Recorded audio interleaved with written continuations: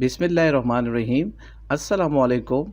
अपने previous lecture में हमने सीखा था कि लाइन टूल को यूज़ करते हुए ऑटोकैड 2013 में हम बेसिक ज्योमेट्रिकल शेप्स को कैसे ड्रॉ करते हैं, जबकि आज के लेक्चर में हम सीखेंगे कि रेक्टेंगल कमांड और रेक्टेंगल टूल को यूज़ करते हुए ऑटोकैड 2013 में हम रेक्टेंगल को कैसे ड्रॉ करते हैं। तो चलिए स्टार्ट करते हैं। सबसे पहले मैंने यहाँ से टैब लेना होगा ACAD ISO का। तो मैं यहाँ से ACAD ISO के टेम्पलेट को डबल क्लिक करता हूँ और इसके बाद मैंने अपनी वर्किंग एरिया के स्केल को सेट करने के लिए Z एंटर करना होगा, देन A एंटर करना होगा ताकि हमारे वर्किंग एरिया का स्केल फिट हो जाए। अब सबसे पहले मैं इसे टूल्स के ज़रिए देखूंगा कि टूल्स की मदद से हम रेक्टेंगल को कैसे ड्रॉ करते हैं। तो यहाँ से देखें, ये इस रिबन पर रेक्टेंगल का टूल ये रखा हुआ है। तो इसे मैं क्लिक करता हूँ और रैंडमली एक पॉइंट देता हूँ और दूसरा पॉइंट देता हूँ। तो ये देखें, ये हमारे पास एक रेगुलर रेक्टेंगल ड्रॉ हो चुका है।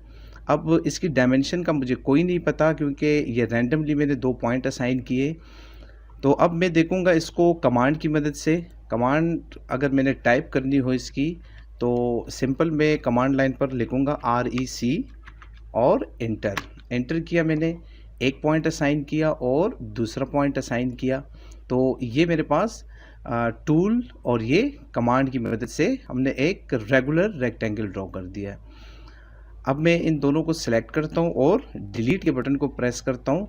अब मैंने रेक्टेंगल ड्रॉ करना है एक्यूरेट डायमेंशन के साथ। तो दोबारा मैं यहाँ पर कमांड लाइन पर टाइप करूँगा REC एंटर।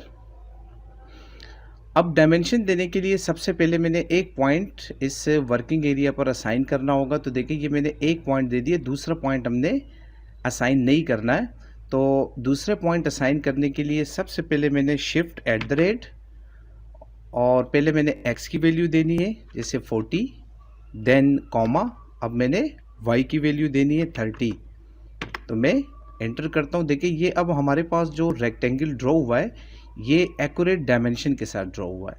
अगर मैं इसकी डायमेंशन देखना चाहूँ, जैसे प्रीवियस क्लास में मैंने आपको ये समझाया था कि DLI यानी लीनियर जो डायमेंशन है हम यहाँ से भी ले सकते हैं और इसकी शॉर्ट की है DLI एंटर।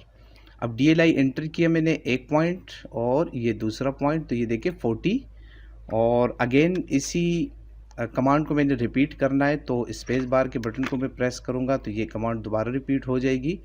तो एक पॉइंट ये है और दूसरा पॉइंट ये है। तो ये देखें, जो x और y की वैल्यू हमने रेक्टेंगल को दी थी उसी डायमेंशन के साथ हमारे पास एक रेक्टेंगल ड्रॉ हो चुका है। तो रेक्टेंगल को हम कमांड और टूल्स की मदद से ड्रॉ कर सकते हैं, लेकिन हमारा ज़्यादातर फोकस रहेगा कमांड्स पर क्योंकि इस पर बनिस्बत टूल्स के ज़्यादा जल्दी वर्क होता है। तो अब मैं ड्रॉ करूँगा यहाँ पर रेक्टेंगल की मदद से एक स्क्वायर। तो हमने दोनों डायमेंशन x और y की बराबर दे दी होगी। तो यहाँ से दोबारा देखिए REC में टाइप करता हूँ। REC मैंने टाइप किया, एक कॉर्नर असाइन किया,